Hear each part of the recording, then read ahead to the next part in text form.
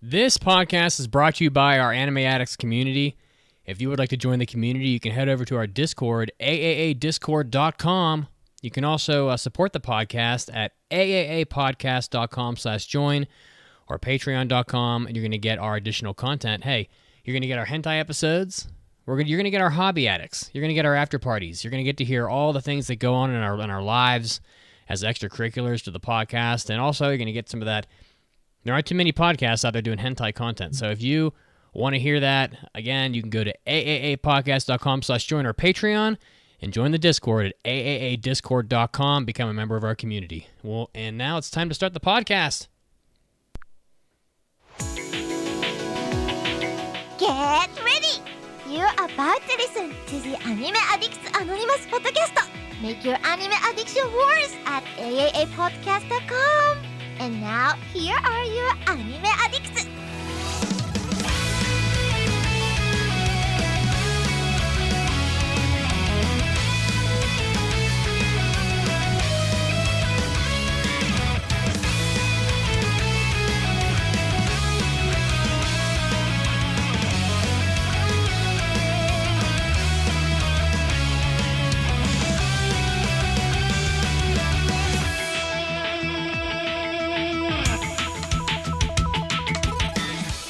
Hey, welcome into the 672nd episode of the Anime Addicts Anonymous podcast, where our sole mission is to make your anime addiction so much worse. Always getting worse every day. And if you want to watch us live, you can watch us on twitch.tv/AAA podcast live Sundays at 5 p.m. Eastern. I do recommend that you check us out live. You can also find us on all the social media. You can find us on Twitter, TikTok. We're pretty much everywhere now, thanks to Kaina. We're on Instagram, Facebook, etc., etc. The Discord, again, as I said before, AAAdiscord.com. And, hey, you know what? We haven't pumped the merchandise store in a while. We do have merchandise now. AAAshop.info, so go check out the merch store. I am not alone today. I have Mason with me. Mason the man. How you doing, brother?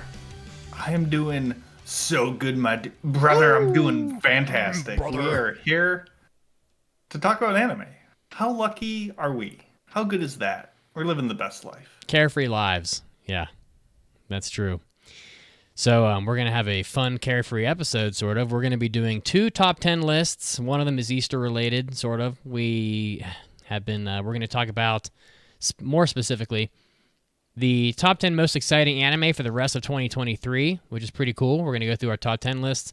We're also going to go through anime that contain our top 10 favorite birds. I only could come up with 5. It's not that easy, honestly. So No, the whole joke is we say, oh, we're 2 manly men on a podcast. We're going to talk about the best chicks in anime. Yeah.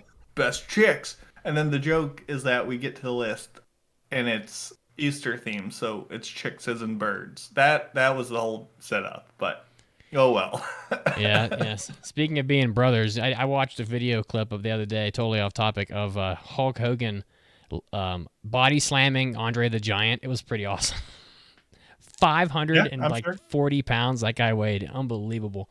I don't know how you lift a 540 pound man, but Hulk Hogan's also like 6'10", so he's not exactly a small human. He looks small. Oh really boy. 6'10"? He's pretty huge. I don't know, maybe 6'7", maybe. I'm not really sure, but he's big. So we're gonna do our top 10 list later. Mason's gonna do an Unexplored Pictures for us, so you're gonna get a good movie review. And then even later, Kaina of the Great Snow Sea, we're gonna do a review for you. So stay tuned for all that we have to offer for you guys. I hope you enjoy the show. And without further ado, I'm sure you're ready, Mason. Time to get it rolling. Let's do it.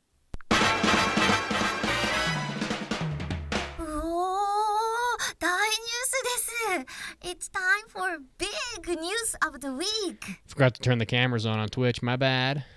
I wasn't going to call you out. I was like, we're vibing. It's okay. No, yeah, I'm freshly shaved all over, and so I'm just eyebrows. So now you can see it. Mason still has hair. Damn him.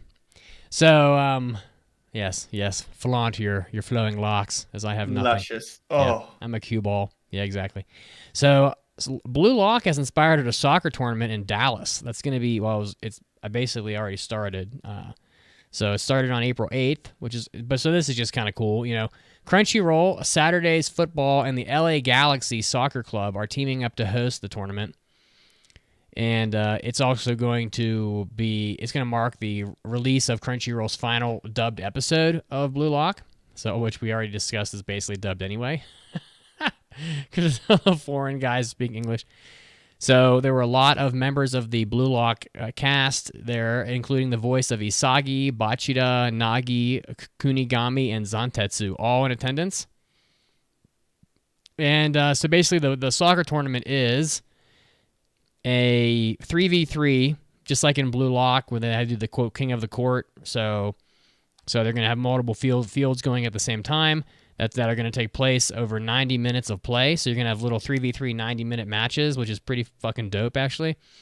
And at the end of the 90 minutes, there will be the four teams at the top will play against each other in the semifinal and final games to determine the winner. So there is no picking like a player from another team or whatever, but it's just 3v3 soccer.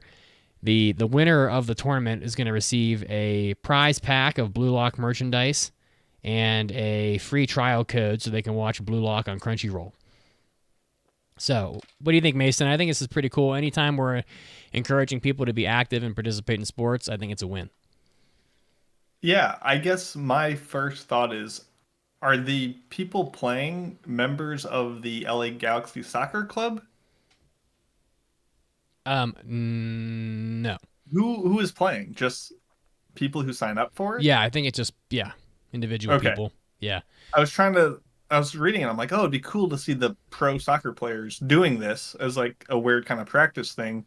And it's like the winners get Blue Lock merchandise. And I'm like, the only people who care about that are going to be anime fans who are participating. So is this Crunchyroll staff? Like, I want to know what level of caliber of people are getting to play it. Regardless, well, it sounds fun. It sounds like a good time. Yeah, I'm not 100% sure like what like level of soccer this is. Let me see if I can find like all participants will receive a free trial code to watch Blue Lock on Crunchyroll. I feel like there's a very small demographic of people who care about that, and an even smaller demographic who care about that and are decent at soccer. I don't know. So this is all right. So this was the second Blue Lock tournament they've done. They did one before in Los Angeles, so this is the second one. And for the second one, you had to RSVP sign up through an event website, which tells me this is just individual people. Okay. And my guess would be you're talking about like, a varsity soccer level, like high school probably. Yeah. Okay. That'd be fun. I'd watch that. I definitely would. Yeah, I would watch it for sure. And I think that the involvement of the LA Galaxy, the LA Galaxy and Crunchyroll are basically, I think, footing the bill, basically. Mm-hmm.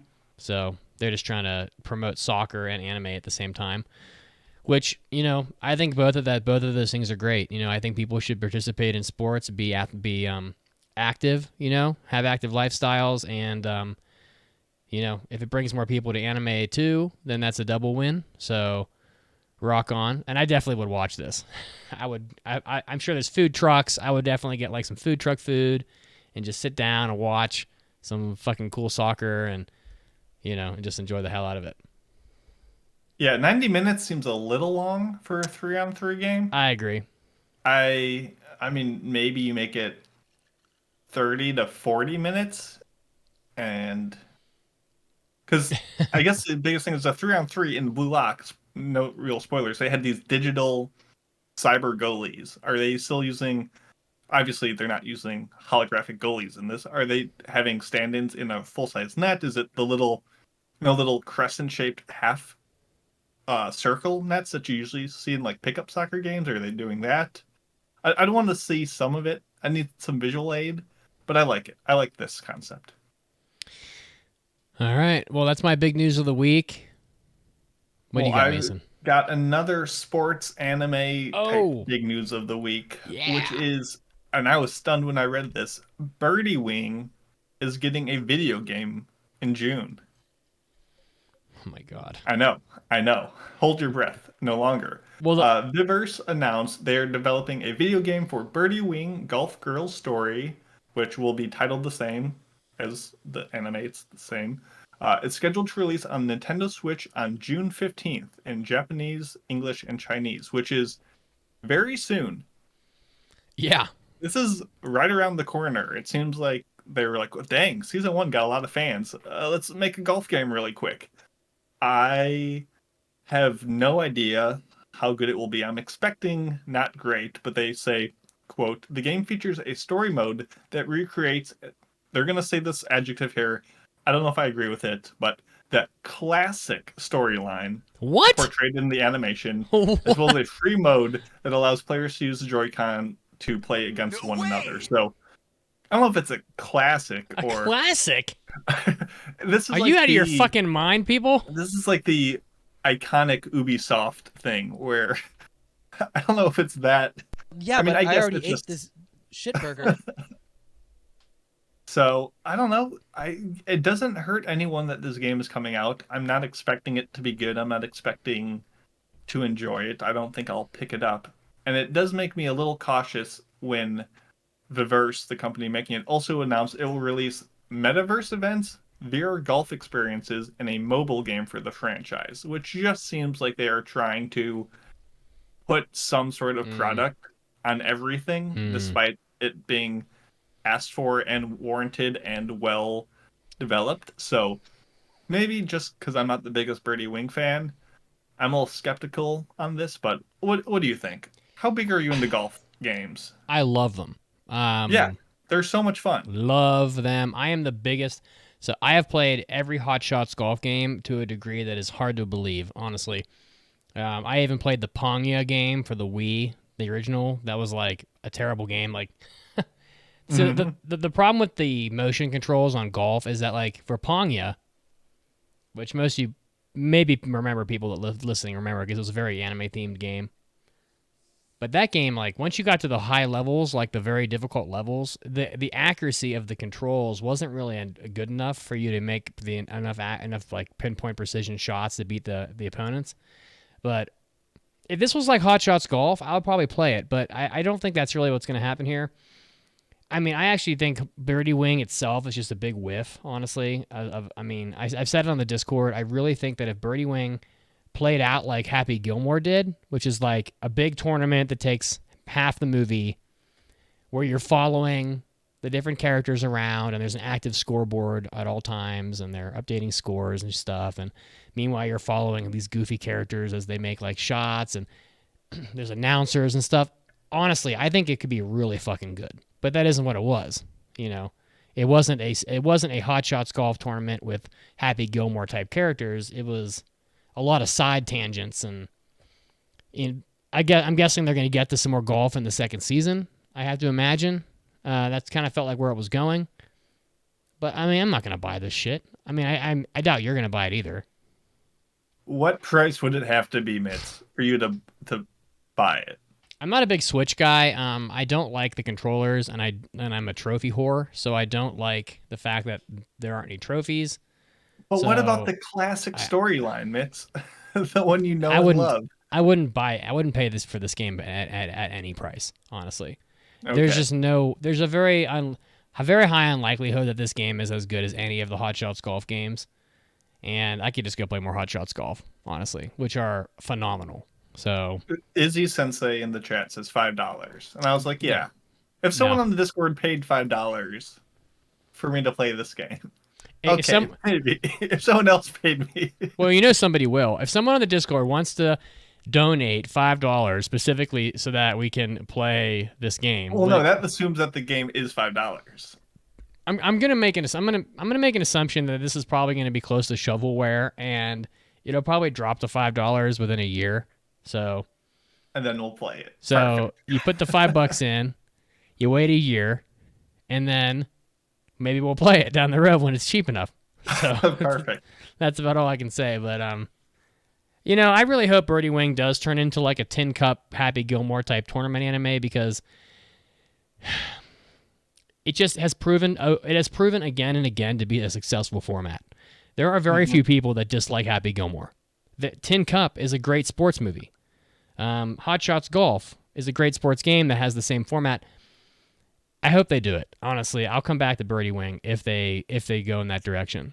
But if they continue with like the mafia, like, you know, angsty, like, you know, VR practices and snake women theme, like, I think I'm just not going to be, there's nothing they're going to be able to do to bring me back to it. But how about we move on, Mason? What do you think? That sounds fantastic. It's pretty ballsy, though. Like, this anime must have been more popular than I thought if it's getting all this extra content. So Yeah, I don't know. Top 10 lists. So the most exciting anime for the rest of 2023. So my list, I'll just speak for myself, contains so I basically looked at the spring, or let's see here, the winter. No, we're in spring now, aren't we? Spring, summer, and fall seasons. Yep. Which from 2023. So I'm including the current season, and I'm only ranking anime that are in the top 5 most popular from each season. So there's a lot of sequels in here, but it's a pretty good list. Mason, you did the same, but you used Annie list. I used Mal because, you know, that's how we do things. Yeah, so these are the shows that I am the most excited for, based only on the shows that are only on the 15 shows, the 5 of each of the 3 seasons left, that other people are the most popular for. So not saying I'm the most hyped for these shows out of all the other shows coming out this year, but within the most hyped bracket, these are the ones that I'm excited for one reason or another. Maybe not to watch, but excited for. All right, so number 10 on my list, some of these are going to be surprising, is, and I'm going to make an assumption that we're going to watch this at some point. Number 10 on my list is Tonikaku Kawaii Season 2. Ooh. And pray tell, what makes you so excited about this show? Well, it's just a good opportunity for me to just watch something terrible and just talk some serious shit. And I think that that's like what people want. If this gets listener choice picked, it's going to basically be because they want to hear us talk shit. That's all I can think of. You know, really, I mean, you already know what we think of this anime. I recall that you thought it was mediocre, and I hated it. And Caroline didn't watch it, but she's going to think it's really stupid, probably. So, you know, I don't know. I'm kind of interested to see where it's going. I mean, they're already married in this anime. I'm not going to watch it unless it gets picked, but I'm going to assume it will. It has a reasonably good score right now online and is in the top 5 of the current season. It's probably going to get picked easily. And, you know, I can talk a little shit. You know, why not? How about you? What's your number 10? It's been a while since we watched Tonikaku. I thought it was like a 2021 show. It's 2020. Man, it's been a hot minute. Yeah, I hope we don't have to watch it again. Because spring, I think, is really good and promising. And anyway, my number promising. 10 show is oh no, it's not Domestic Girlfriend. That would be funny. It is Kanajo Okarimashimasu. Yeah, there is no Domestic Girlfriend coming out. Season 3. That I'm aware of. That's what I was hoping it was. No, we have Rent-A-Girlfriend Season 3. This is coming out in the summer. I have not watched Season 2. I will not watch Season 3. But the memes from the show. Yeah. The discourse and arguments and all just the shallowness and trashiness, the way it just exudes secondary content that is entertaining, I'm excited for. So, yeah, Rent-A-Girlfriend Season 3. Have you watched any of Season 2? Did you watch a couple episodes of it? I had it for impressions, so I watched 3 episodes. And it was just basically the main guy just crying, essentially. Mm-hmm. As you do. He's just pathetic. I mean, we've all been there. But yeah, nope. Was not too compelled to watch it, but man, it will be funny when it comes out. So looking forward to that in the summer. I like to think of myself as a manly man, but I do cry. Mostly classical music makes me cry. So I could definitely shed some solid tears to some classical music. But not for Rent-A-Girlfriends. I don't think. All right, number 9 on my list, as we need to move this along somewhat quickly, I think, is Girlfriend Season 2. I don't even remember watching this the first time. I feel like we did watch it. I can't remember a goddamn thing about this anime. But I gotta operate under the assumption that this is utter trash, and I'm in for some trash anime. I'm not gonna lie about that. Um, you know, people, including myself, are very transfixed by things like 90 Day Fiance or The Bachelor. All this, all these types of shows, they're all trash. And if I have to watch a girl slap some dude in the face because he cheated on her, like that's just like being fed gossip basically, and I'm in for it, to be honest with you. So Yeah, that's it my number feels 9. very similar in its trashy, uh, I don't know, flavorings as Rent a Girlfriend. What is your Next number up, 9? my number 9 is Konosuba, an explosion on this wonderful world, which is a side story based on a franchise that I'm very mixed on. There is some really good content that comes out of Konosuba, particularly the latest movie. Blew me away. Easily my favorite thing that franchise has ever put out. Actually, decently funny, and I thought it was great. But it's based on a side story of characters that were very prevalent in the OVA, the Wonderful Choker one, which was some of the worst that the series has ever been. I don't know. I'm very mixed on Konosuba. It touches the best and the worst that the medium has to offer. It is a funny take on the isekai thing, so I guess I don't mind it for that. But yeah, people are excited for it. I am lukewarm. Maybe I'll check it out if I'm interested, but I don't know. What do you think about Konosuba? I'm a Darkness fan. I mean, I would give Hmm, Darkness exactly what she wants. Let's be honest. that's fair. Yeah, and I think a lot of other people would too. And yes, it is a sexual comment, but I mean, it is her whole character is sexual, so I don't know what to tell you. Yeah. Yeah. So Darkness is pretty great, and but I haven't watched much Konosuba. Honestly, I'm so far behind at this point. I'm not gonna catch up, and frankly, I don't give a shit.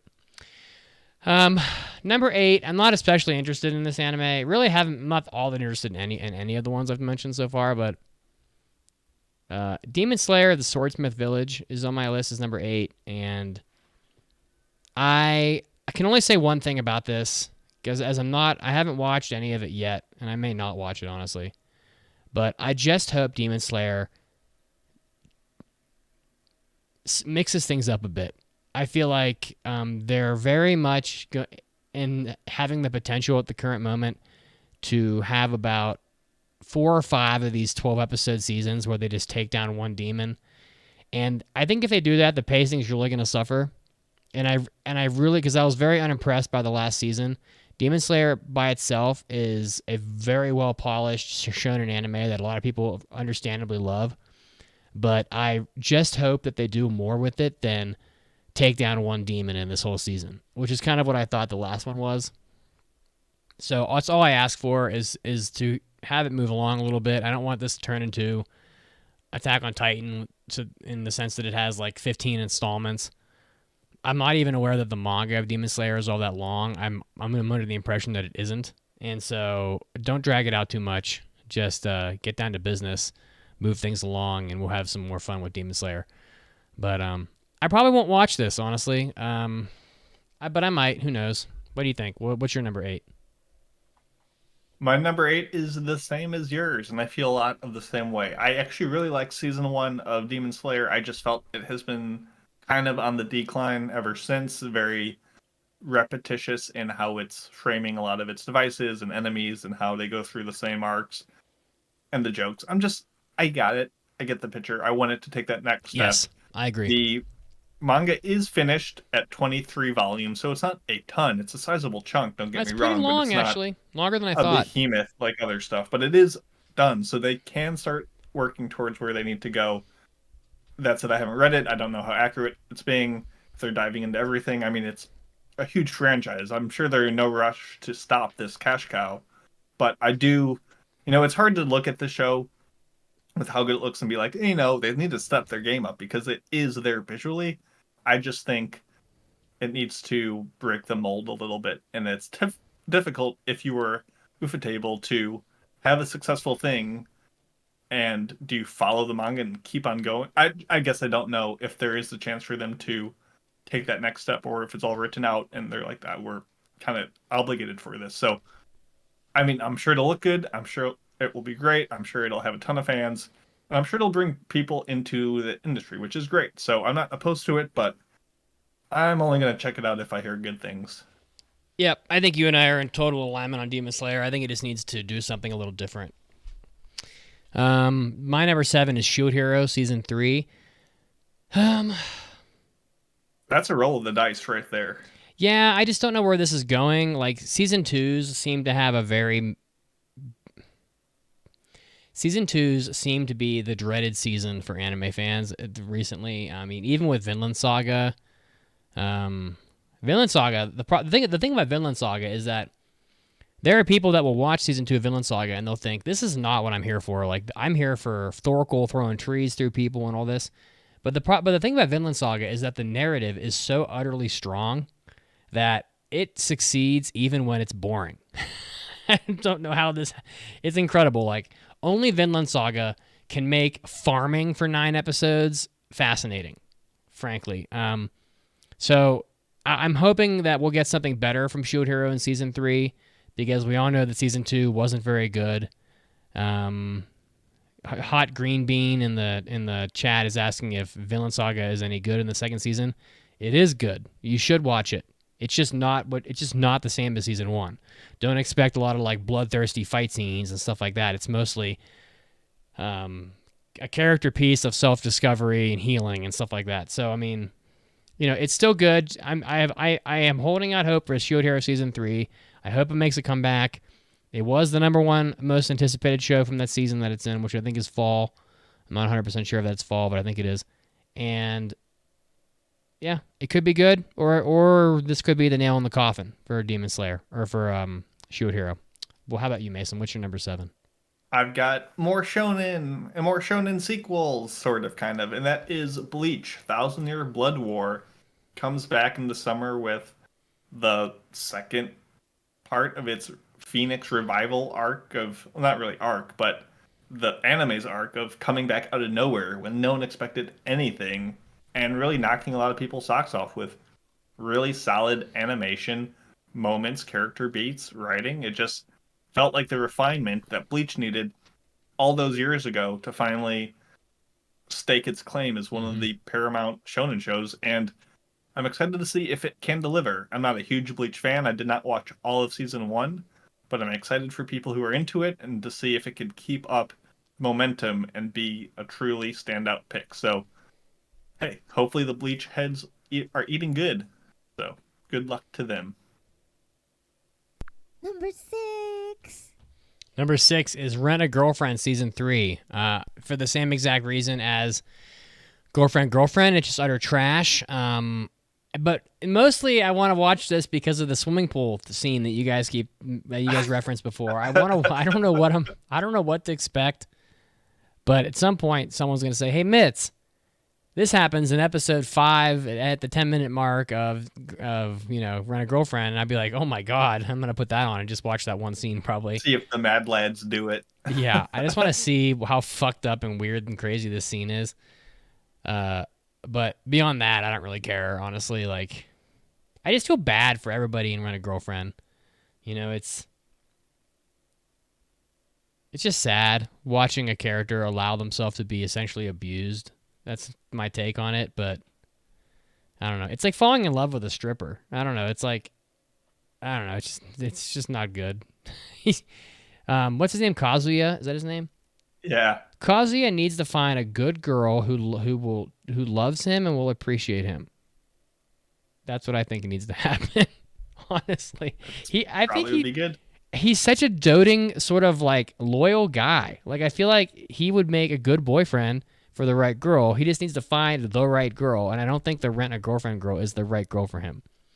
So that's my opinion. Whatever. How about you? Number 6? Number 6 for me is Jobless Reincarnation Season 2, also coming out in the summer. What is there to say about Mushoku Tensei that hasn't already been said? I mean, you already have your opinion on it. It has some very disturbing, iffy elements to it, but it also has some very solid world building You and don't say. visuals and stuff. So I don't think this season's going to change anyone's mind. I haven't read ahead. I don't know what is going to happen. But with the production we have been getting, just the quality, despite its quote unquote flaws, I would like to see if those flaws really turn into a thorough character growth and journey and story of retribution and all that stuff that I think we want to happen. We just need to see it.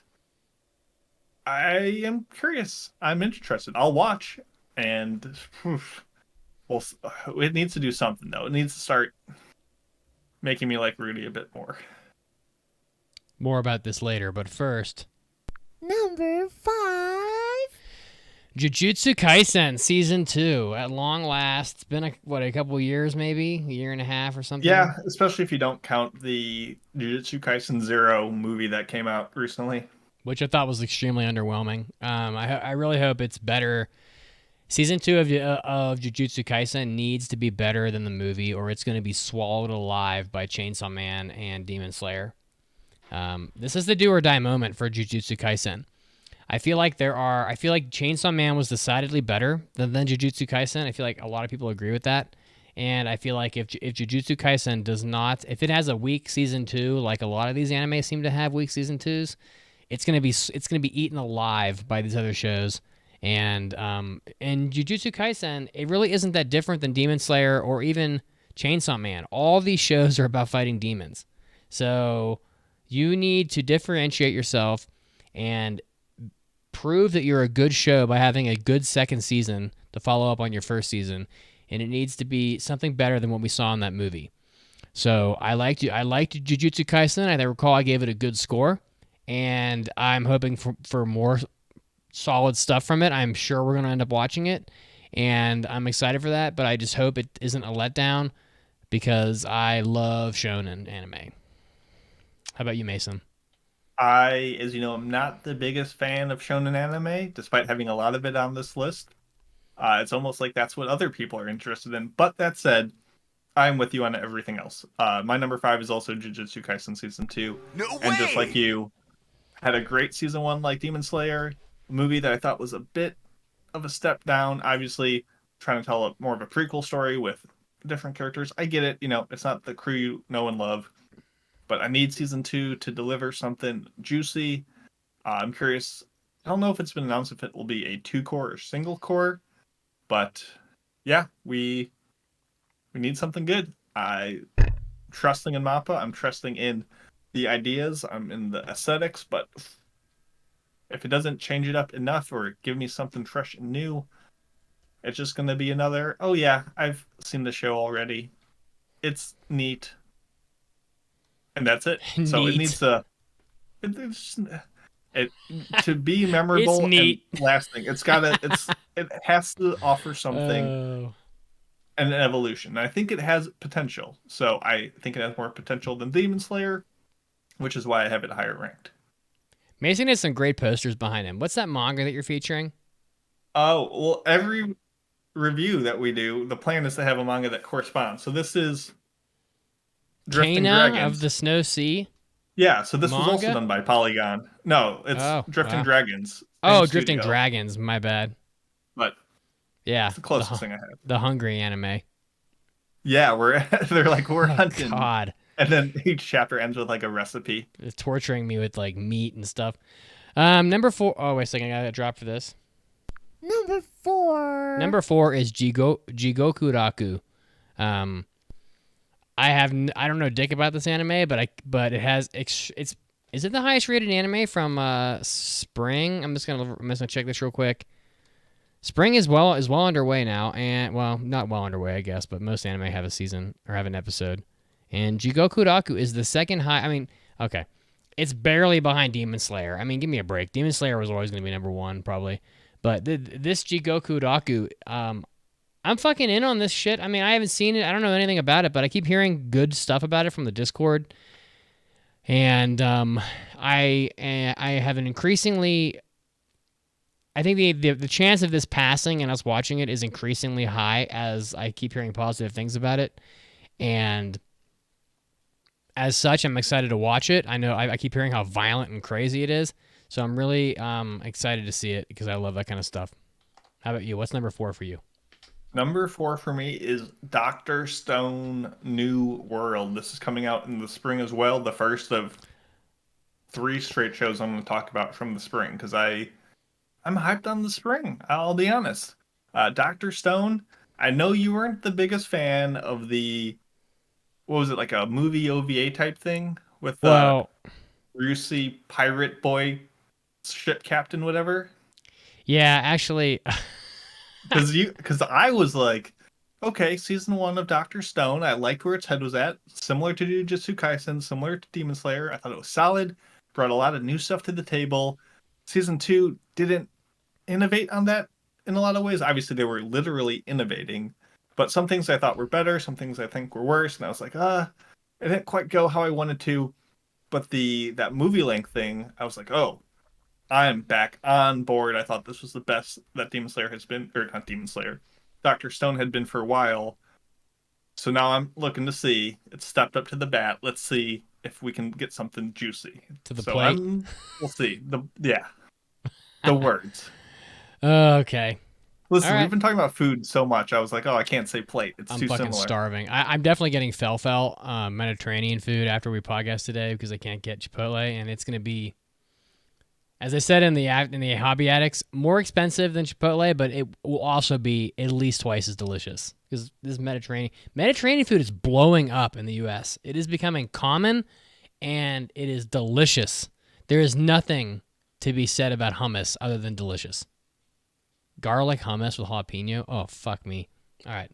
Number 4. I already played the number 4 drop. We just did that one. Number 3. All right. Jobless Reincarnation, Season 2. I thought we were already on season. I thought we already had Season 2. I guess that was like one of these split core nonsense bullshit. Yeah. I'm just going to say, I'm not going to sugarcoat it. If you have 2 cores of a season, more than a whole season apart, it's Season 2, okay? Quit fucking around. If Core 1 comes out Q1 of 2020, and then another section comes out in the middle of 2021, I don't want to wait 6 months. I don't want to wait 18 months for the second half of the first season. Just call it Season 2, because you're making me angry, okay? And you wouldn't like me when I'm angry, all right? So now we're on Season 2, but I keep thinking, oh, it's definitely Season 3 because, oh, God, honestly, just go fuck yourself. Anyway. At least we knew it was called Court 2, and it wasn't like, I didn't. What was it? Devil's a Part-Timer, where they call it Season 2, and then they're old. like, psych, now Mason, it's Season 2. Mason, I'm old, okay? I'm too old to keep track of this. Listen, I have one word for the reason why I picked. Now that Twitch is just talking about hummus. Everyone loves hummus. It's so delicious. Hummus could be a meal, honestly. I can make a meal out of that shit. Mm-hmm. There is one word to describe why I'm picking Jobless Reincarnation Season 2 as my number 3. Pedigree. This anime now has, I'm just going to say it, 2 seasons out. Whatever. And both are very strong, okay? And some serious shit happened at the end of the last whatever installment we had. We should just start calling it installments. That's a lot less confusing. This is a 3rd installment. Okay? The end of installment 2, some serious shit went down. Jobless Reincarnation has its like questionable content, but it has been a good anime since the very beginning. Pedigree, high percentage of success. This is like having a resume when you apply for a job. They want to know that you're low risk. This anime is a low risk pick. It is most likely going to be excellent. Enough said. And this is why we're so hammering the point of Jujutsu Kaisen has to prove itself with Season 2. Or Demon Slayer has to prove itself with the next season. When you have these long-running things, your quality can't be just foundationed on one good season. If you carry your show out, you have to carry the quality out as well. And that's how you do or die in the shonen world. This is why I mess with Mason. The man knows what he's saying. Sometimes. Except when I say step up to the bat. Yeah, step up to the bat. Why not? All right, number 3, Mason. What do you got? Number 3 for me is Oshi no Ko. I've talked about this before. It's my number 1 pick of spring, and I have no idea what kind of quality we're going to get. This is a super engaging and weird Oshi no manga. Best Gone in Blind. That first couple PVs, the production quality looks kind of questionable. We'll see if it gets carried by it. It will be an interesting and divisive show nonetheless. It will be engaging and an interesting discussion to have with the community. So I like it, and it feels fresh and new and different.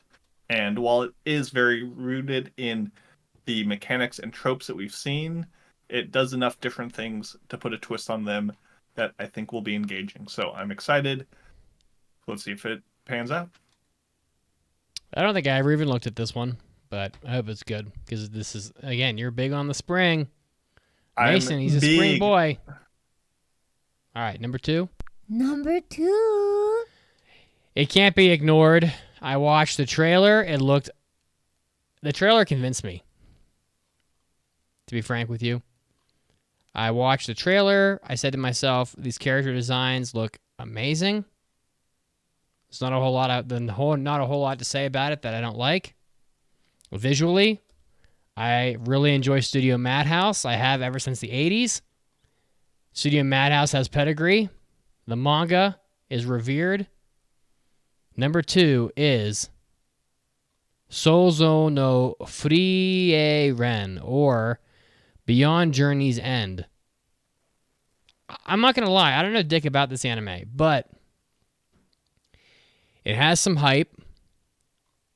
Madhouse is a great studio that tends to pick properties that align with things that I like.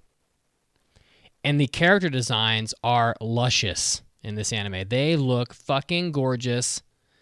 I'm just looking at it. I literally just paused the still frame from the beginning of the PV. And this anime has some of the best looking characters I have seen in a long while. And I don't mean that they look like, I'd want to whip my stuff out and go to town. I'm just talking about like the appealing look of the characters. They look crisp. They look well designed. They don't have cliche designs. The main girl, who the fuck is that? What the hell is her name? Her name's Free Aren. I guess that's what she's named after the anime. She just looks great, and Madhouse is gonna fucking crush it, and this anime is gonna be awesome. And the PV was just a treat to watch. It was just a delectable slice of cake, and I'm really excited for this anime, and I think it's gonna be awesome. It doesn't come out until the fall, so we gotta wait a while. And I'm sure the hype is going to build before then, but this is probably going to be the best anime of the fall. Mason, what's your number 2? Number 2, you already talked about it. It's another spring show, Hell's Paradise, Shigokuraku, and I just think it'll be rad. I think it's MAPPA. I think it's stylish. I hope that the anime delivers on the flair that the manga has, and it just has some of the pacing issues cleaned up for the visual presentation, and it'll be good. I don't know. I haven't read a ton of it, but I liked what I read. I like the potential, and that's all there is to it. I'm a simple boy. I see pretty colors and I clap my hands. Oh, I like colors too. Number 1. Ohio Sakai, good morning world. I have not given up on Dr. Stone. So Pancake and I are both down on Dr. Stone, but I am not going to give up on it. I am going to watch Dr. Stone Season 3. Even though it's not eligible for a review for the podcast, I will still watch it. I will find time for this anime. We loved Dr. Stone Season 1 during COVID. It was like our COVID anime. And most of it was out, so we could binge it. And it was the reason why we didn't like Season 2 of Dr. Stone as much as the original season was because they seem to have abandoned the creationism of things. They just kind of like go, oh, ta-da, here's this whole like tank, In Season 1, they would have spent half that fucking season building that tank. They would have gone off and like explored places to find minerals, and they would have explained every little detail of how to build a tank, the tank treads, the gasoline, all this shit. They would have gone through all of it. But in season 2, they're just like Vini Vidi Vici, boom, tank just appears out of nowhere. And I'm like, that is not why we fell in love with Dr. Stone. We fell in love with Dr. Stone because you showed us the it was very interesting watching you build a water wheel, watching you make blown glass, watching you search for minerals to make bombs. Like, all these things were super interesting. Dr. Stone and Senku is a fucking great character, but season 2 was just like this. They just show up with all these things and they show you the final product of what they've created, but they entirely skip the process of getting to the end point of the creation. And we really were disappointed by that. And then we watched the movie, and frankly, I can't remember that much about the movie because I must have been half asleep, and we actually discussed this recently, but I recall that like they introduced some characters that I didn't like in the movie that I think are going to hang around in season 3. However, I know that season 2 seems to be this cursed season with anime in some respects, and I'm hoping that season 2 of Dr. Stone is a one-off, and that season 3 will return the series to its prior glory. I really, really loved Dr. Stone season 1, and I'm in it for Dr. Stone season 3. I'm not done with Dr. Stone yet, and I hope it returns to what made it special in the first place. I'm throwing caution to the wind, and we'll see if the sales pick it up, because I know they're doing a lot of sailing. I hope it pays off for you, my dude. I want this for you. Well, I mean, season 2 didn't suck, but, you know, they just deviated from what made the show special to begin with, which was all the, like, alchemy, you know, and just crafting, you know, that made the show great. So, and listeners are going to be like, oh, you wanted Demon Slayer to do something different. But then when Dr. Stone does something different, you get mad at it. And it's like, yeah, true, but it did nothing different. It just did what it did so well in season 1 poorly. It had bad reasons for why they were just jumping with all this weird technology. Technology to have wasn't the point of Dr. Stone. It was the development and necessity and intuitiveness on how you create this technology with your limited resources. Yeah. That was compelling. Doing something different doesn't mean shortcutting your prime interesting component of your show. Let me ask you a question. Have you ever seen Yu Yu Hakusho? I have watched all of Yu Yu Hakusho. Okay. So Demon Slayer, here's a hot take for you. Ready? Demon Slayer, not very original. Yu Yu Hakusho, oh no, not another shonen anime about hunting demons. I'm just gonna say it right here. Dr. Stone season 1 better than Demon Slayer season 1. I mean, you can beat your chest on the visuals all you want, but there's not a whole lot of original. I can't talk. There's not a whole lot of originality in Demon Slayer. You know, killing a demon isn't original. It doesn't offer anything. It doesn't change the genre. It doesn't enrich your viewing experience. It's just pretty. Dr. Stone was all about science and crafting and chemistry and stuff like that. And it was very interesting to watch all these things happen. Dr. Stone brought something to the table that was new, and I want them to stick with it. There you go. This is the hot take. Demon Slayer season 1, not as good as Dr. Stone season 1. Cry your eyes out, bitch at me on the Discord, whatever you got to do, but that's my opinion. Mason, number 1 for you. Number 1, you gave it a great introduction earlier. It's So no Frieren. It's going to be good. It's going to be good. The manga is fantastic. It has the strong narrative like Oshinoko, but done by Madhouse. It might deliver. It's got music by Evan Cull, who has been on point recently. Even like the crummiest shows ever, like Apari Ranman, which were big nothing burgers, had absolute banging soundtracks. So I think it's going to be something special. I haven't read, once again, tons of volumes of the manga, but enough to know it's got a good foundation, it's got good potential, and it's easily the one I'm the most excited for.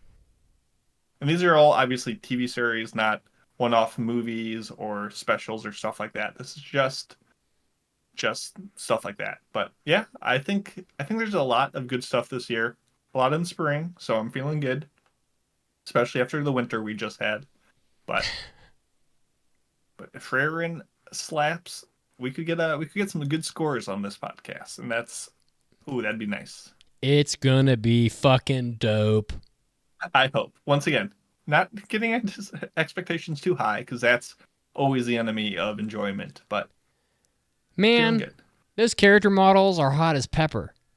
It's not gonna let you down. You just know it. You know it when you see it. It gives you that itis. It gives you that spicy feeling in your cockles. You know, you just know it's coming. Yeah. Well, we're going pretty long. I kind of we can skip this next one. Why don't we just do the top 3 list? What do you think? Top 3? Okay. I only had 5 anyway. Okay. Well, if you are paying for extra bonus content, which includes hentai episodes, which include Hobby Addicts, tons of extra content, you also get our podcast show notes where you can see all the little notes we write to ourselves, and you can see our top 10 chicks in anime. But we're just going to go through the top 3. So, a taste of things to come. Top 3 birds is kind of how I phrase it. Because chicks turn into grown-up birds. So I wrote number 3. I wrote the bird from Poon Poon.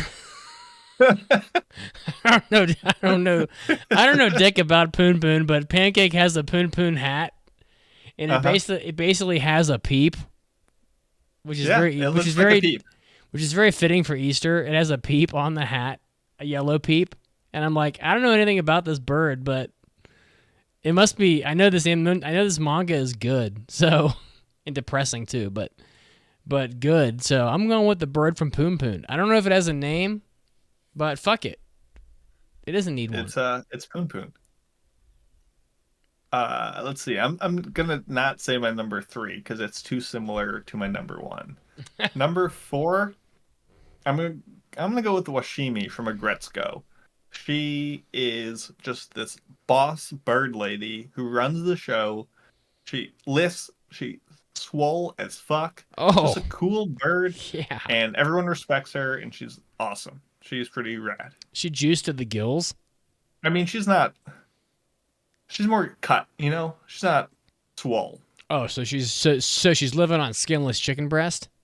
Probably. Well, maybe that's not the kind of cuisine that she herself would eat, but yeah. Bruh, you're shredded. Protein. All right, number 2 for me is Kocho. The Kochos from 12 Kingdoms. Okay. Even from the beginning of 12 Kingdoms, there's these giant bird monsters called Kocho, and they are very difficult to take on and aggressive, and even in like the 4th volume of the novels, they were like laying waste to whole villages. They're just like these giant aggressive birds. I don't know. This is hard. Mason's like, top 10 birds. I'm like, what? Birds? Can we include dragons? No. Okay, no. Fuck. It's chicks. It's for Easter. It's the whole thing. Oh my God, but Easter's not about birds. It is. Only because all the eggs. Only because Hershey made it about birds. Jesus. Kocho. Number 2. 12 Kingdoms is awesome. Yeah, number 2. Is Ahiru from Princess Tutu. Great chick. Great bird. Great duck. And great show. And it's really cool. And it's about ballet. And it's about other stuff. And it's dark. And it's cool. And it's not just for girls. It's really awesome. Check it out. For me, the number 1 is... And you know what? Honestly, I feel like a lot of people listening to this podcast have seen this exact scene from this anime. And you probably identify with it as closely as I do, because it just seems like a I don't know, a seminal moment in anime for a lot of anime fans that were kids. It's in what episode 1 of Pokemon? Not this one, I think. I mean, maybe it makes an appearance. When he looks up and there's an Arctic Uno flying across the sky, and they're like, he's like, Arctic Uno or Ho-Oh? Is it Ho-Oh? It might be Ho-Oh. But wasn't this season 1 of Pokemon? How could they have a Ho-Oh in season 1 of Pokemon? Episode 1 Pokemon. Maybe it was Ho-Oh. Spoilers for episode 1 of Ho-Oh. Yeah, Pokemon from like 1995. Spoilers. Yeah. Hook me up, Mason. I think it was Ho-Oh. The chat says it was Ho-Oh. So regardless, Articuno is also a cool bird. yeah, our Articuno is cool. But I guess it was Ho-Oh. But like, why the Ho-Oh's a Gen 2 Pokemon, isn't it? Yeah. So why is a Gen 2 Pokemon They're popping smart. up They were thinking the whole time. They're like, my God. They've been planning this entire time. They made all 1,734 Pokemon that exist or ever will exist have been made in the 1990s. 1,734. Not that many. Jesus, that's just too many. Oh, God. All right. What do you got? Number one? The best bird in all of anime has to be Pingu from Pingu in the City. Just What? an icon, Uh, a superstar, revolutionized what we consider anime, and newts to his heart's content. He's everything I want to be as a human in bird form. And Pingu's just the king of the castle. oh, all right. King of the castle. King of the He's like, castle. I've never whoa, seen whoa, Pingu. wee wah. Yeah, I don't know what you're talking about, but I know Oh I've my seen goodness. Borat. Newt indeed. Well, with that, we will take a quick news break. But before we do, we have a trivia question to you if you want to play along. In Kaina of the Great Snow Sea, what is the object that allows flotation in the Great Snow Sea? If you happen to watch the show, great, you might know it, and therefore, you can try to answer it. We'll see you in just a little bit. Bye.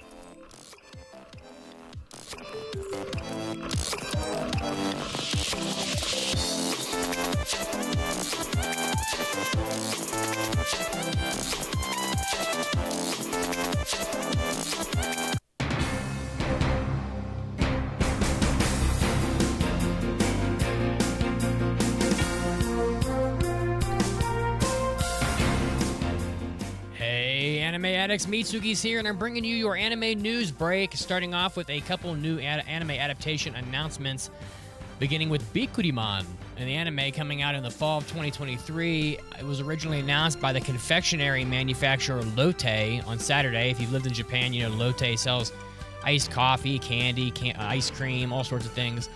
And this new Bikuriman is going to have an original story by Lotte itself and the studio L'Esprit. So it'll be kind of interesting to see how much influence the sort of product placement from Lotte has in this anime.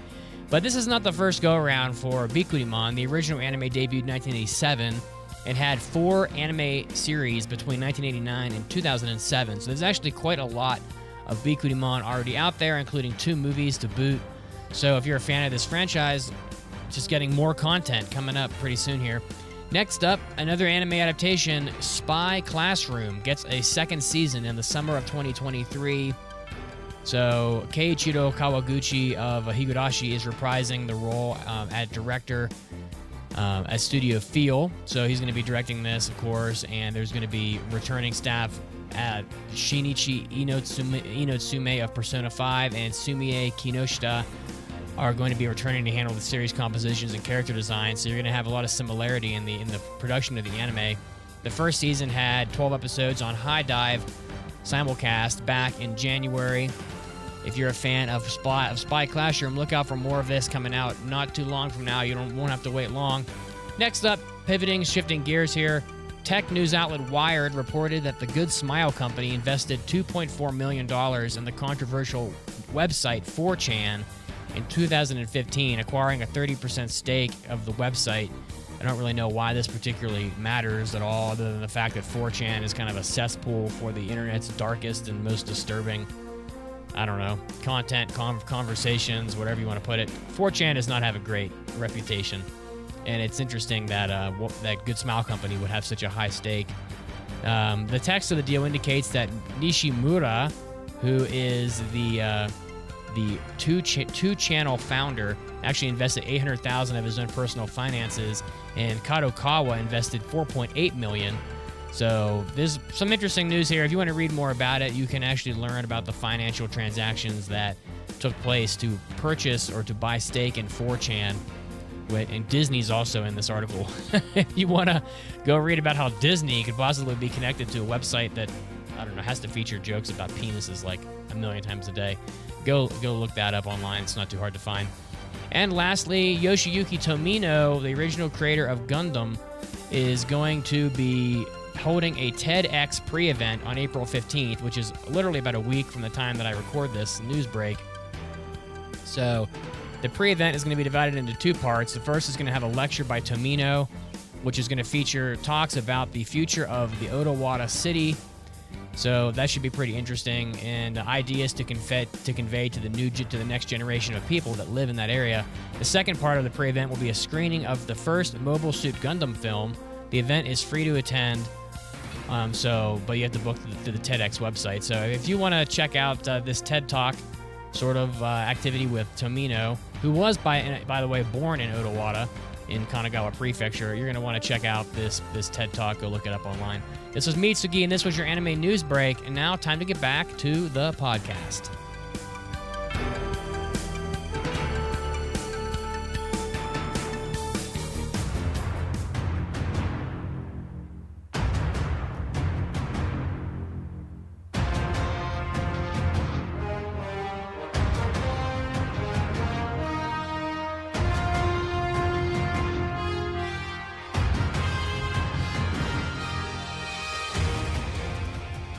As we listen to the Dragon Ball superhero theme, you have to ask yourself, have you ever wanted to be a superhero? Well, I'll tell you how you can do it. The next time you go to Amazon to buy anything, go to supporttheaddicts.com first, scroll down, click our Amazon affiliates link, and you are going to be getting the podcast a sweet royalty, because anything you buy on Amazon after clicking that link gets the podcast just that, a significant royalty from Amazon. You'll be helping out the show without having to spend any money yourself. It's just one extra step. You go to supporttheaddicts.com, click the link, and again, anything you buy on Amazon after clicking it will get the podcast a royalty. A new car, school supplies, office supplies, things for your house, video games, whatever it is, it'll get the podcast that sweet royalty. So remember, be a superhero. The next time you go to Amazon to shop, don't forget to stop at www.supporttheaddicts.com.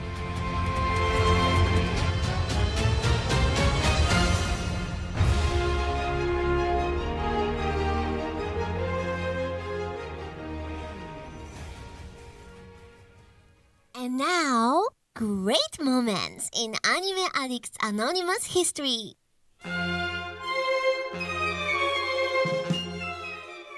It's a rough life with Chi-Chi, okay? I'm actually going to put this one on Goku mostly. I mean, Goku, he's never there. Chi-Chi she's getting lonely, all in that little tiny house that's in the middle of nowhere. There's no neighbors. She's getting lonely. Suddenly, like, the mailman's starting to look good. She's like, the mailman. The mailman came by. I'm all alone. The pool boy, he's looking good. And to make matters worse, Gohan and Goten absolutely take after Goku. Like, they look exactly like Goku. They don't look like Chi-Chi at all. His seat is so strong. He's so alien that it just takes over. They look like Goku. They fight. All they want to do is fight. They're always wearing orange. Pretty soon she's got like PTSD. She's all like, "Oh my God, orange." She hates Halloween. She's just, oh my God. And before you know it, it's like Goku comes home. He hasn't been home in like 5 years. He comes home. She's not there, and there's just like divorce papers on the table. Damn it! If only I could read, I would know what these papers mean. He can't read it. He's got to go ask Piccolo. He's like, "Oh, Goku, this is not good." Korin like comes down. He's like, "Goku, you can always live on Korin's lookout." With Yajirobe, that's when you know you've hit rock bottom. You're like hanging out with Yajirobe.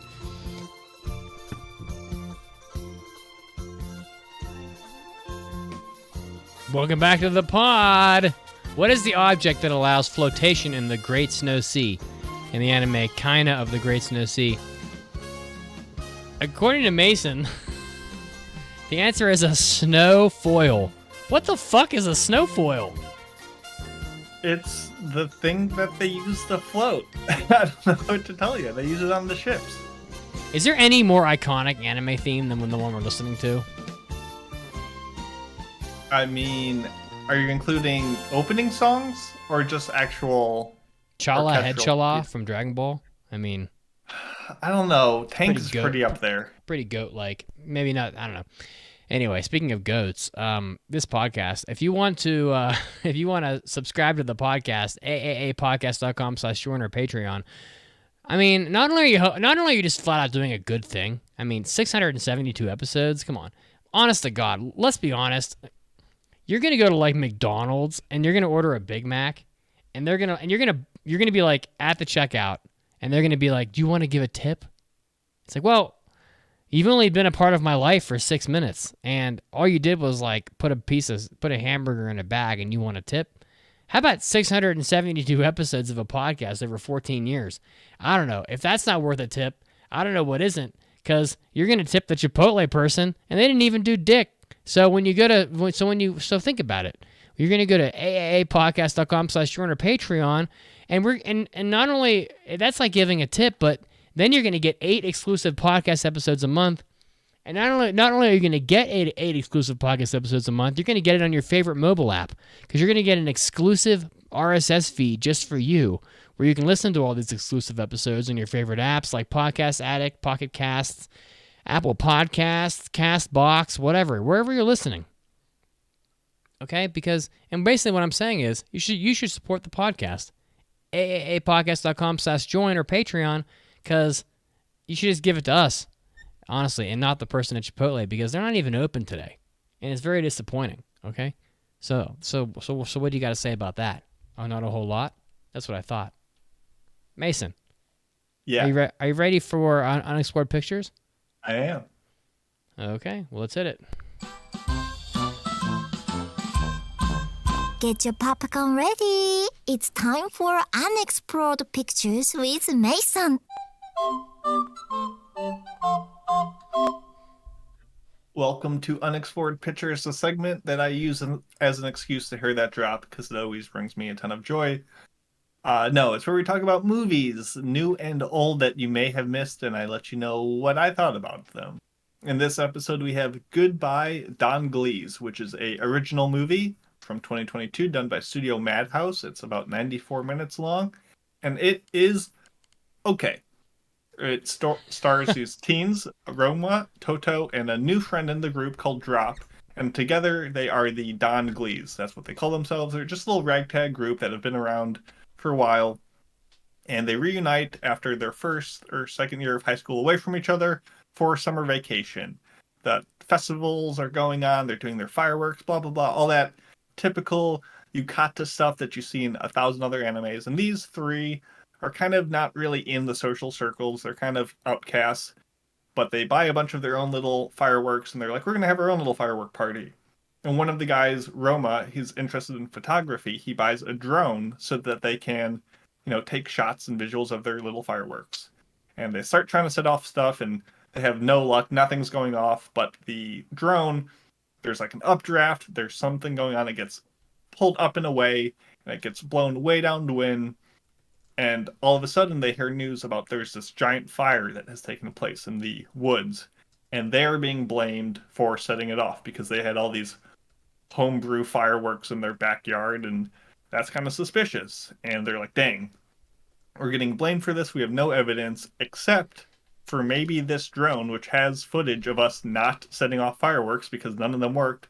We need to track and try to find where this drone landed to prove our innocence. So the three of them go across on this big journey through the woods, up and down hills, caves, all that good stuff, to find the drone to prove their innocence. And that's kind of what the setup is. And what this movie essentially boils down to is it's a male version of A Place Further Than the Universe. And given that it's directed by Atsuko Ishizuka, the same director, it kind of feels the same as well. But the problem is that the feels of the movie are so forced and melodramatic. It lacks the simmering emotions that made A Place Further so strong. Because in A Place Further, there was the big finale, but you never knew it was coming. You never knew you needed it. It just was building up to it silently. Whereas this movie is so eager to push the same emotions to you.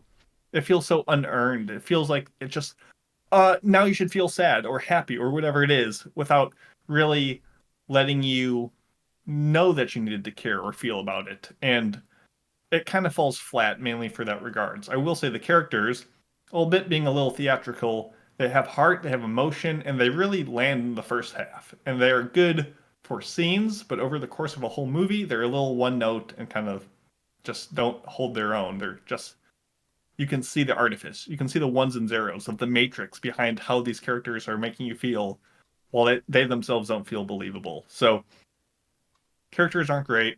Themes are just so-so at times. The production is kind of substandard, considering the pedigree. It never looked bad, but it always felt rushed and burnt, which is kind of how I could describe the whole movie. It just, the pacing, the music, it was fine, it was decent, it was far from awful, but it never excelled beyond its ilk to make it memorable. So Goodbye Don Glees is an okay movie at times, but it just doesn't hold the weight of its predecessors to make it a must-watch. So a Matt recommendation, but if you happen to see it for a cheap price or easily available, it won't hurt to watch it.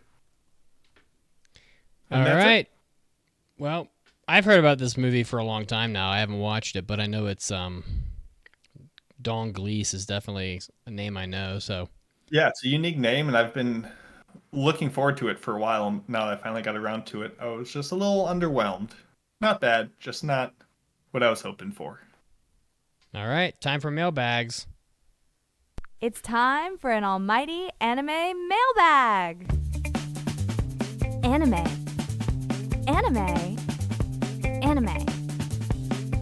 Mailbag. If you want to leave a mailbag, you can do it at aapodcast.com/mailbag. And there's a whole lot of other stuff you can do there too. So I recommend you check it out. Ninja writes, pretty simple, simplest question we've had in ages.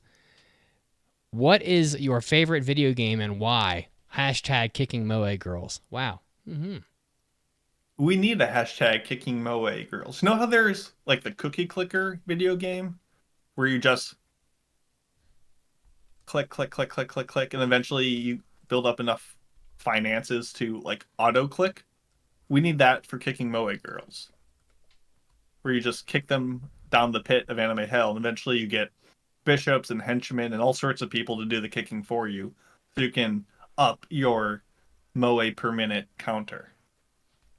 For me, it's I'm kind of a loyal guy. I will hang in there with a favorite for a long time, and not really change my opinion. So my opinion hasn't changed. I mean, it's still Lunar Silver Star Story. Originally on the Sega CD, Lunar the Silver Star Story has been re-released on PlayStation 1, PS Vita, and that's about it. But honestly, just a very classic RPG with that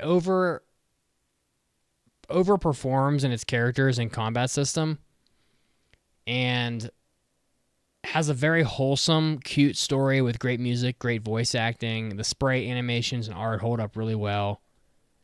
And yeah, I mean, honestly, yeah, it's a great game if you love RPGs. Lunar is a fucking phenomenal game. Even the sequel is good. Eternal Blue, the sequel is good as well.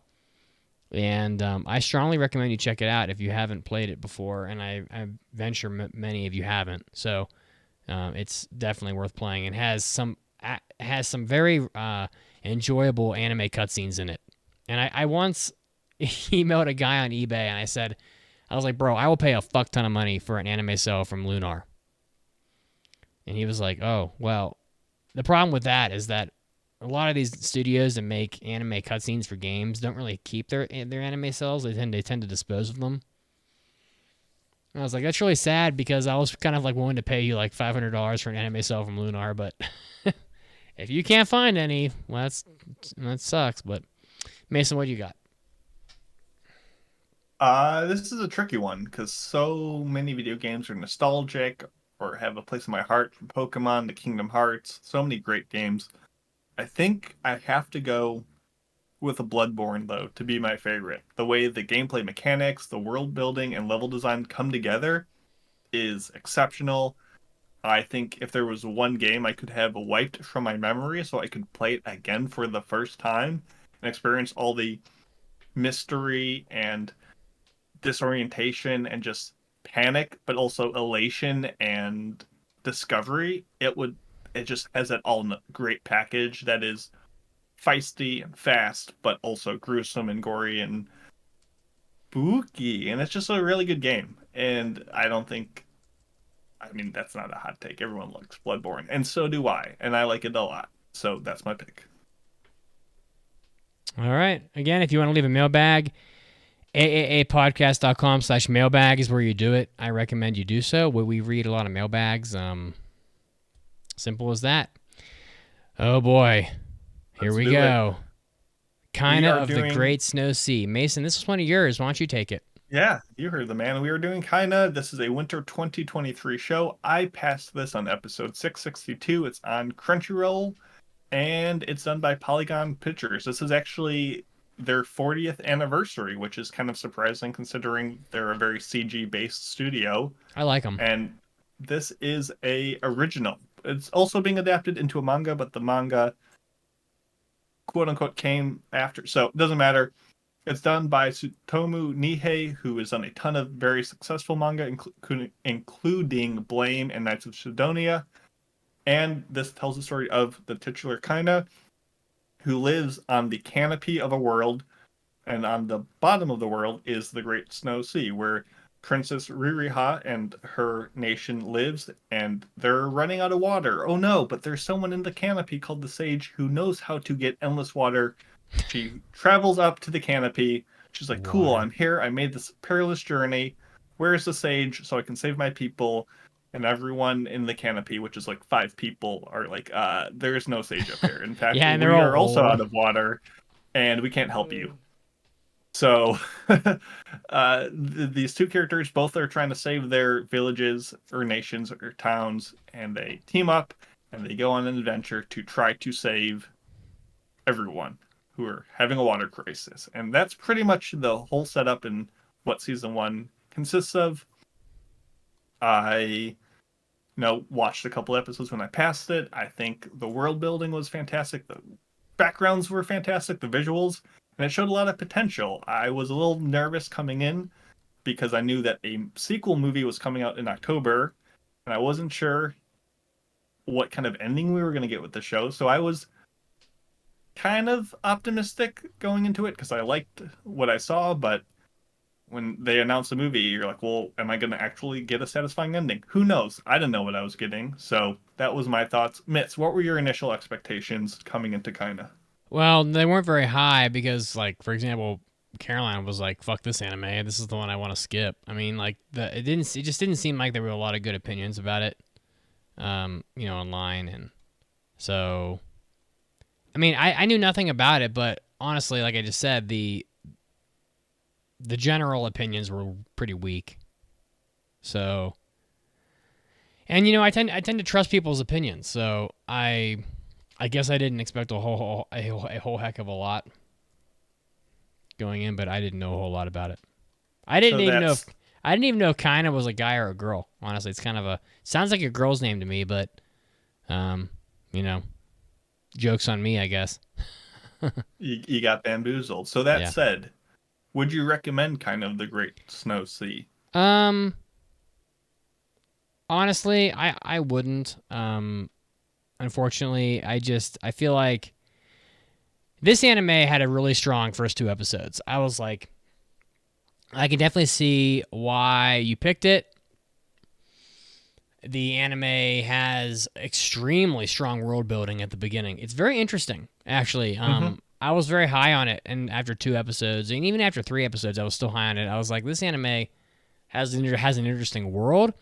I mean, in this day and age of, let's be frank, I mean, for people that have been watching anime for a long time, most anime aren't especially original. They're kind of like, oh, well, I've seen this before or whatever. This anime was bringing something to the table in the first 2 episodes that was fresh and interesting, and I really was enjoying the canopy, the tree, the climbing down the tree, all this. It was just very unique and very special, honestly. However, this anime is a story of very intense wasted potential. It just doesn't go anywhere. It doesn't do anything interesting once they get off the tree, and it's really a shame, honestly, because with that strong start, I was thinking, like, after 2 or 3 episodes, I'm like, this anime is about a 4. I'm really loving this world. Kaina does look like a stick of butter.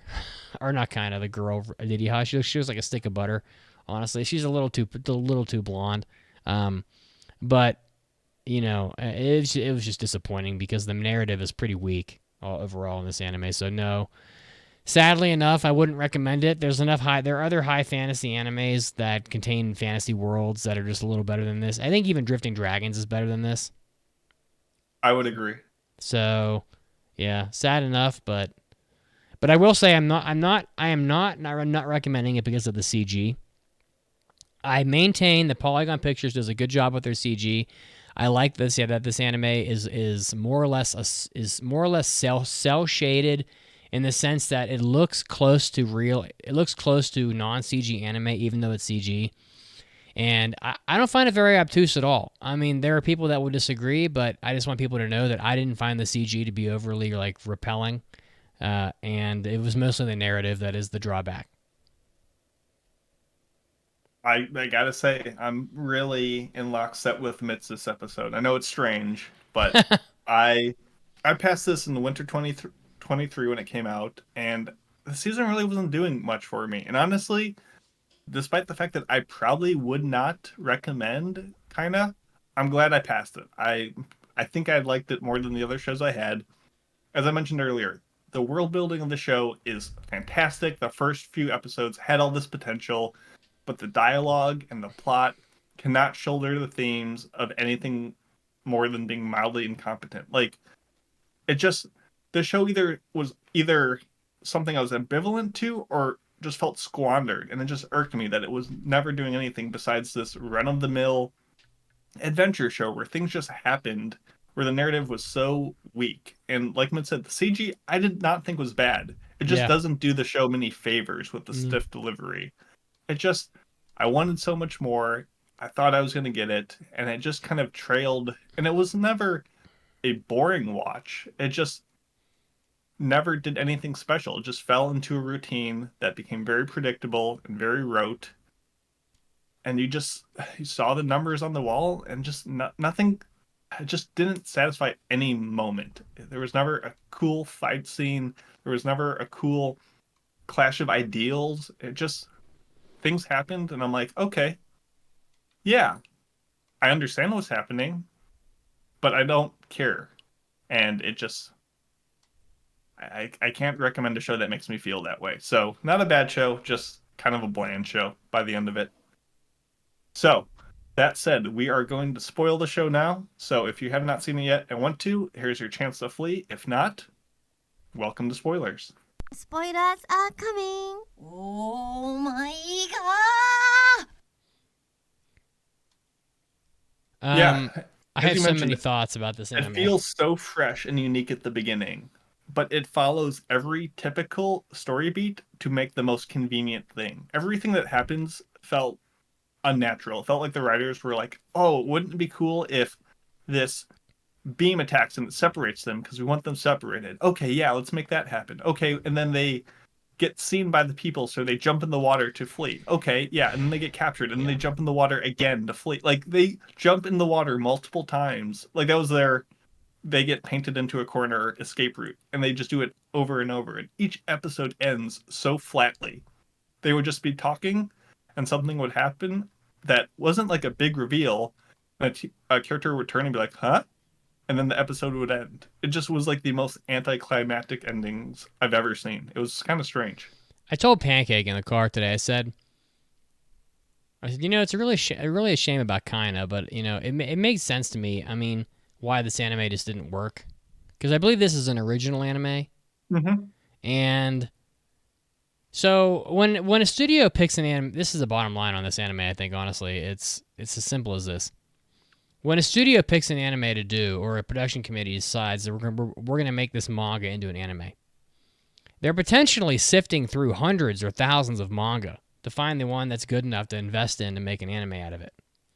So they've got this giant pool of ideas and stories to choose from. Like, imagine picking from this mountain of stories, and you reach in and you grab the 12 Kingdoms, and you're like, oh, this anime has 10,000 pages of novels about it, or some shit. And not 10,000 is too many, but maybe like 1,500 pages of novels. And it's like, wow, this story is so well written. It's so just geniusly crafted. And then they make an anime out of it, and it's, most of the time it's a pretty good result because some fucking genius that devoted their whole life to writing a story has already like handed them a perfect story to adapt. And then, out of the 500 or 1,000 anime or mangas or whatever they read, they go, oh, well, these, 99% of them just aren't good enough. And, and that's how everything in life is, honestly. Like, the 1% tends to be, like Hollywood movies. They're not making Hollywood movies out of mediocre books. You know what I'm saying? But then you got a studio like Polygon. They're gonna make an original anime. So now you're basically depending on some writer at the studio, I guess, to make a story that's got a good narrative to drive this story. And unfortunately, that's a way the fuck harder route to take than just adapting a manga. Because you got some manga artists that devoted half their life to the story versus like some guy in a back room who wrote a story and probably has no experience and just isn't as good. And so unfortunately, this anime just suffers from a bad narrative. It's just not very compelling and interesting. I mean, they spent probably half the anime on rescuing Lidiha from like an enemy ship. And like, honestly, who gives a fuck? Like, it's just not especially like a great story to tell. This in a fantasy world where you have like giant trees and there's no water and you got an ocean made out of bubbles and the fucking under the ocean looks like basically hell. Basically, it looks terrible.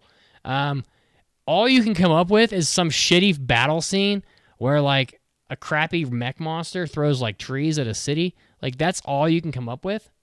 That basically to me just speaks that like you didn't have the proper writing talent in place to make an anime that was like, able to be compelling and as far as narrative goes.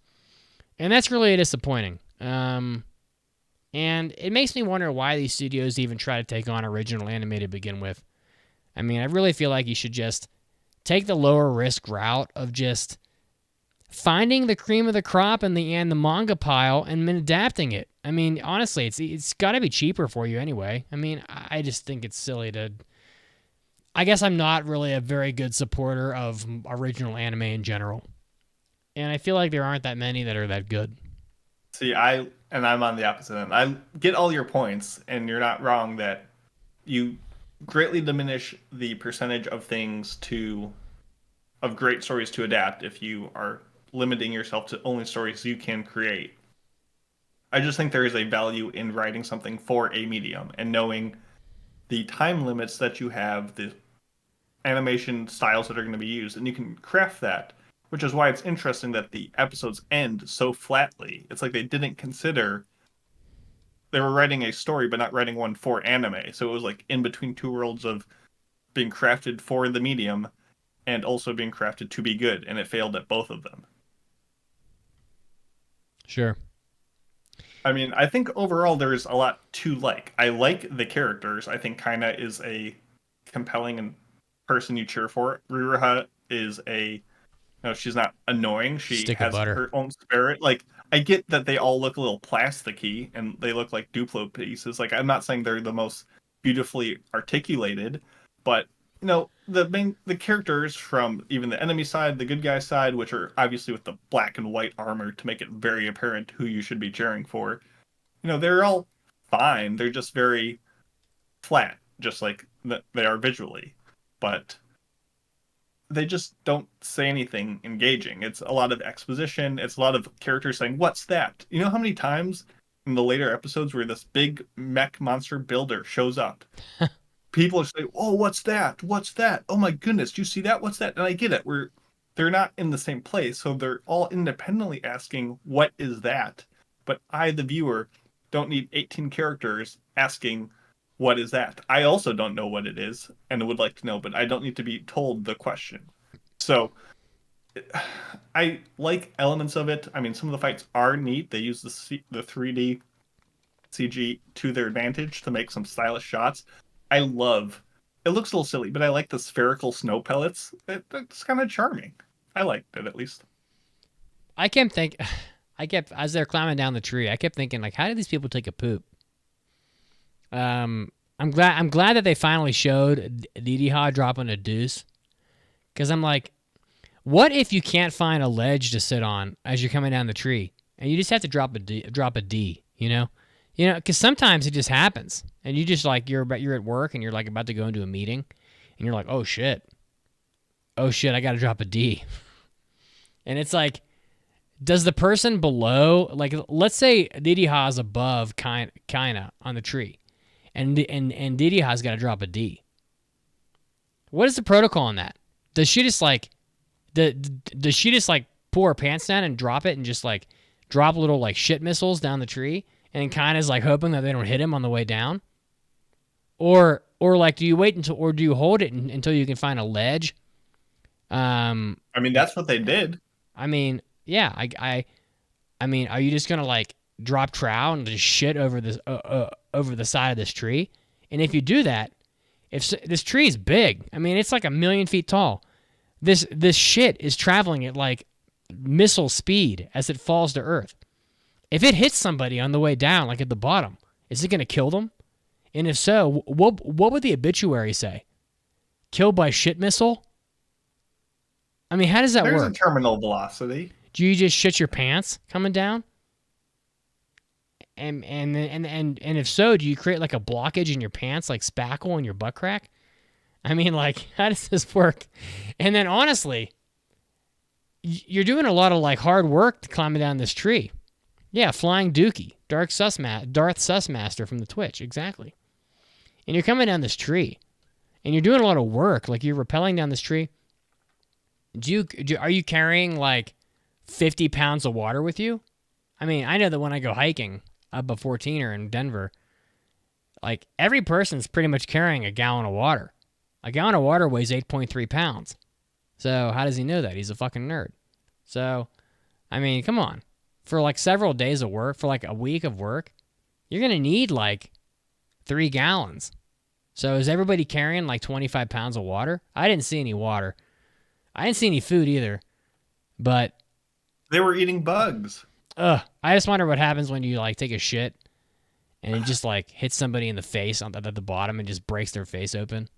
And it's like, what happened? I don't know. Someone shit on my face. It seems terrible. And that was like pretty much the most entertaining part of the show for me, because I was just wondering like how this works logistically.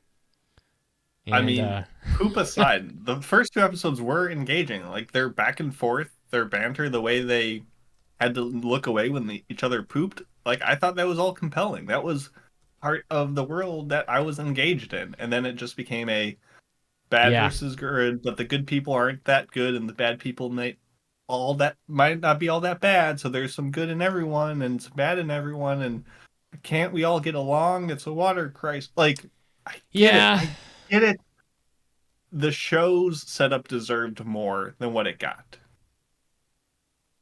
Yeah, I agree with you. I mean, it went from a show where like there's different worlds in this anime. There's the canopy. There's the snow, the quote unquote snow sea. There's under the snow sea where there's all this plant, all this like weird red plant life. This world is so foreign to us, and yet all we get is familiar concepts after that. It's, we're going to kidnap this girl and use her as leverage in negotiations. And obviously the king won't negotiate because he's a hard ass. And then it's like, we're going to rescue the girl. And it's, great. Now we've rescued her.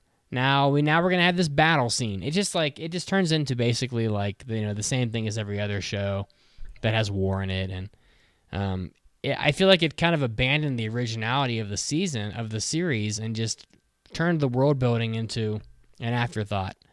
And that was really disappointing. A backdrop.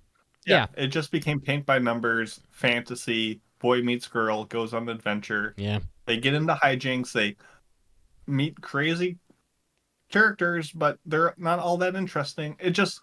I don't know, it just felt trite, and yeah. I will look back on the series fondly for what it could have been, and that's about it. I'll probably still watch the movie just because to see what happens with it, but it just didn't deliver.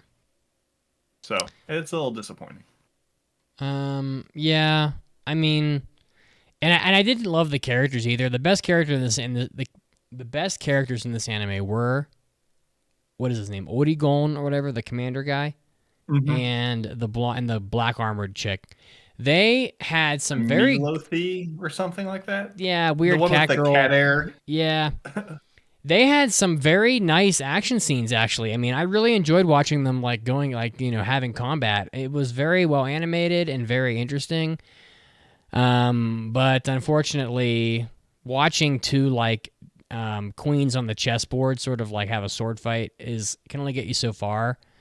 I did enjoy it. I'm not going to lie. I mean, she beat his ass pretty solidly, but there was a mutual respect there because she realized that he was like, a seriously really legitimate talent. Maybe she's like a godlike talent, but like probably she hasn't been challenged in quite a long time, and she was appreciating his skill set, and so I feel like she kind of let him live a couple different times. But honestly,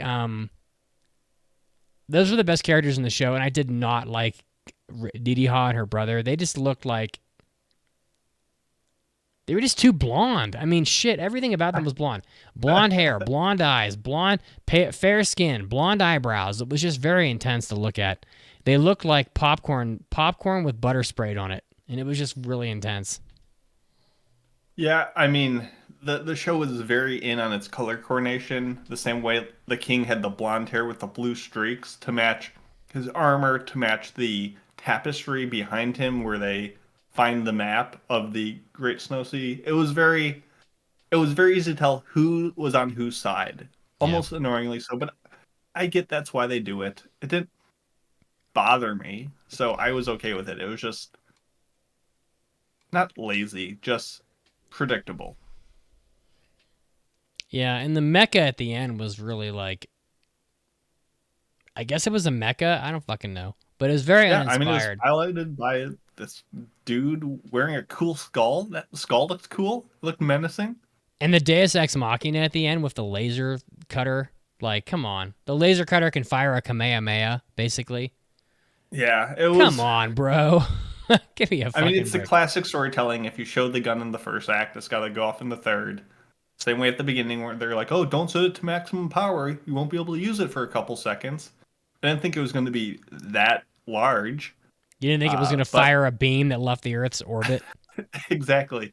But, we just did see a mecha and a magical light creature that came out of nowhere. So, obviously, there's a lot of stuff set up. But the stuff I was interested in never got answered. And it just played it safe the whole time. It wasn't a bad ending. I think, considering there is a sequel movie coming out, it ended in as good of a spot as it could have. And we're just probably going to get the movie of them teaming up with their technology to get over this massive trench, to get to this thing for whatever salvation they think they're going to find. But I don't know. I'm not mad. I'm disappointed, which is... Yeah. It was wasted. It was wasted potential. I told Pancake, I was like, I've watched 2 episodes of this anime. I really want you to catch up before you come home for your visit this weekend because I want to watch the anime with you. And so she watched the 2 episodes, and then we watched the anime, and she was like disinterested within like by episode 5. She was like done. She was like, this is just like the same old, like just like not interesting narrative, and they're just gonna drift around at sea and rescue this girl. And she was right. And I was like, well, I have to watch the whole thing because I'm reviewing it, but she didn't watch it. She bailed. Yeah. She fucking abandoned ship. I don't regret passing it, but I would have passed it too, to be honest with you. Yeah, I would have passed it because the beginning of the anime is exceptional. But it would have been better as just like a world exploration anime, honestly, and just abandoned all the war stuff because the war, it was just not interesting. Oh, yeah. I mean, so anyway. I'm ready to score it if you are. The ending theme, so when I used to live in Japan, this band called Green was very popular at the time because they had this pop song that had just come out. I think it was called Kiseki. I'm not sure, but it was a very popular pop song. Mm-hmm. And the band Green, I'll never forget them because their name has 4 E's in the middle. And the reason why it has 4 E's is because they say, if you say green like that, then you have to make a huge smile when you say it.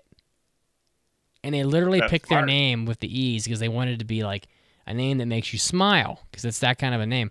And they're the ones that did the ending to this, and I was just shocked to see that they were even so active because I didn't realize they were But the opening theme to this anime sucks.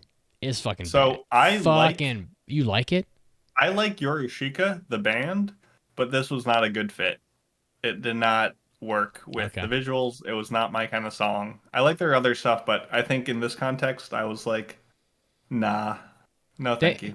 They just played like the same 8 notes on the keyboard like Yep. 500 times in the song, and it was driving me insane. I was like, come on, can't you do something different? You're killing me with this. But they did, yeah. I'm ready to score it. I guess I'll go first. Sure. It was just squandered potential, as I said. I mean, honestly, this anime had the makings of something that could have been really interesting. Because I mean, Polygon is not new to making interesting stuff. Like Knights of Sidonia, that's a pretty interesting world too. Ajin is pretty interesting. Drifting Dragons is somewhat interesting. And I'm going to continue to follow Polygon Pictures because I enjoy the stuff they've made, and I feel like I've seen most of what they've done at this point. But this anime is maybe the worst of all the stuff they've done. I definitely think that the other shows outclass this one. Yeah, it's kind of a shame. Yeah, it just wasted potential, as we said. So I'd probably give this anime 2.5. The fuck do you even do? I don't even know. 2.5 floaters. I love the floater was cool. 2.5 floaters out of 5. It's just kind of average. I mean, it had the potential to be way better than average, but it just never got there. Yeah, I'm right with you. I'm going to give this 2.5 crazed skull-wearing admirals, and it just didn't deliver. And I wanted it to. I enjoyed my watch, but just I want episode 1 and 2 back. I want a redo. You want a mulligan? So, yeah, just try it again. I'll watch the movie. I'll see how it goes, but I think I'm good. I'm not usually a huge fan of Nihei's works, so I don't know. It's just another one that just fell flat for me. So that was it. I hope if you did watch it, though, you did enjoy it more than us. And if not, at least you got a good laugh out of it, thinking about Mitz talking about dropping dukes. Yeah, shit missiles, basically. Yeah, I hope that they didn't have like hard poops, because then you're like shitting rocks. That's gonna like kill somebody. Intense. All right, guys. Well, hey, if you want to follow the podcast, you can do it at aapodcast.com. That's where you can get to our mailbag. You can join. You can subscribe, get all of our extra content through there. You can join the Discord through the website. So really the website is where you want to be. That'll redirect you to most places. The Discord is AAA Discord. And we're on pretty much all social media that is managed by Kaina, Twitter, Facebook, TikTok, Instagram. You can find us in all those different places. What are we doing next week, Mason? Are we at impressions yet? I'm probably not ready for that. No, I think that's next week. We were doing Raven of the Inner Palace. Yes, the Caroline show joined. From fall 2022. Got it. Caroline will be Caroline back. will be back. Yeah. We'll get to hear about her trip to Europe. So, thanks, guys, for listening. We appreciate you. We wouldn't do this podcast without you, so it really is for you. I hope you enjoyed, and we'll see you next week. So until then, take care. I hope you had a happy holiday. Goodbye. Have a good one.